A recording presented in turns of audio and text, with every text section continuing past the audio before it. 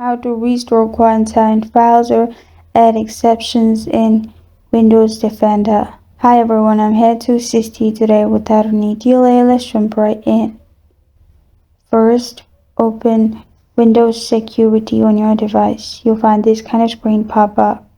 On the left side, click on Virus and Threat Protection in here. After you click on Virus and Threat Protection, simply scroll down and click on Manage Settings in here. After you click on Manage Settings, you will find this kind of screen. Scroll down and click on Add or Remove Exclusion.